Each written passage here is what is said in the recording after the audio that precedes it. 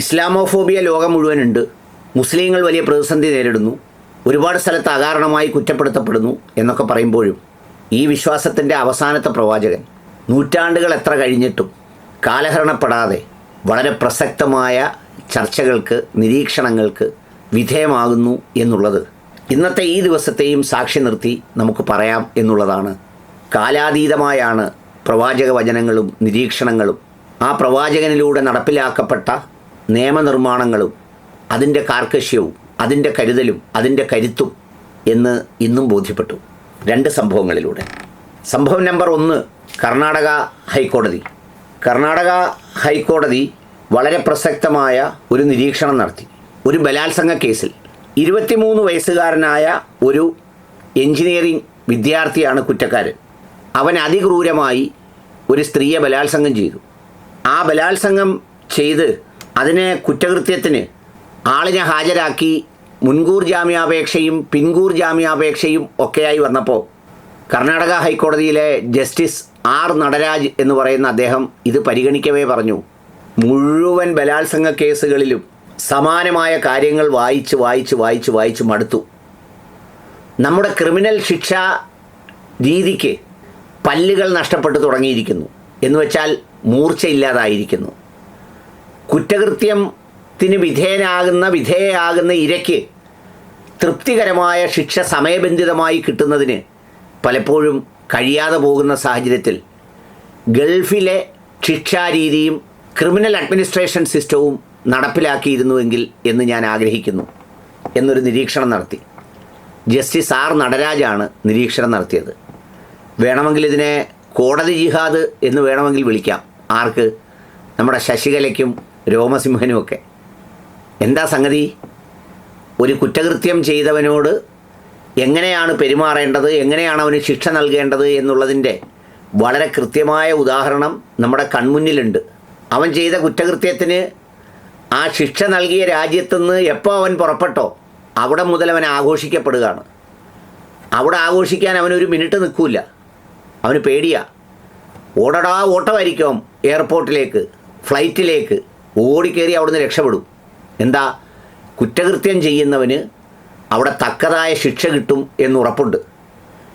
ഇരയാക്കപ്പെടുന്നവർ, ഇപ്പോൾ ഇവിടെ ഏതെങ്കിലും ഒരു പെൺകുട്ടിയെ കൊന്നു, അല്ലെങ്കിൽ ബലാത്സംഗം ചെയ്ത് നശിപ്പിച്ചു, അല്ലെങ്കിൽ വേറെന്തെങ്കിലും തരത്തിൽ വളരെ ക്രിമിനൽ കുറ്റകരമായ പ്രവൃത്തി ചെയ്തു, വാഹനമിടിപ്പിച്ചു കൊന്നു, ആ മരിക്കുന്ന ഇരയുടെ ബന്ധുക്കൾ ആഗ്രഹിക്കുക, എന്തായാലും മരിച്ചു, ഇത് ഗൾഫിലെങ്ങാണം വെച്ച് നടന്നാൽ മതിയായിരുന്നു. എന്താ കാര്യം? ആ ചെയ്തവന് ഈ ഇരയുടെ നഷ്ടപ്പെട്ടവരുടെ വേദനയ്ക്ക് തൃപ്തികരമാം വിധം കൃത്യമായി അതിനുള്ള ശിക്ഷ എന്ന വാക്കിന് തന്നെ ഒരു പെയിൻ ഉണ്ടല്ലോ, ആ പെയിൻ അവിടെ കിട്ടും. ഇവിടെ എന്താ? ബലാത്സംഗം ചെയ്തവന് നാട്ടിൽ വരാതെ പോലും ചിലപ്പോൾ ജാമ്യം കൊടുക്കുന്നു.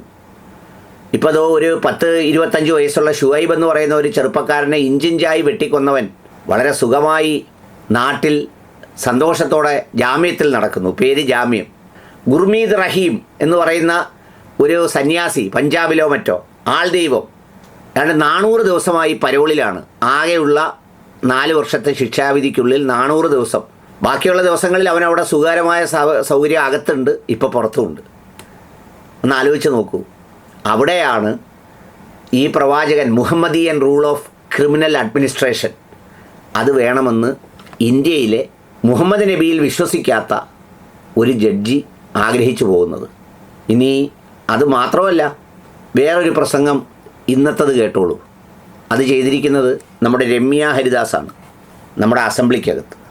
പ്രവാചകൻ മുഹമ്മദ് നബിയുടെ വചനങ്ങളിൽ ഒരു കപ്പലിലെ യാത്രക്കാരെ പറ്റി പറയുന്നുണ്ട്.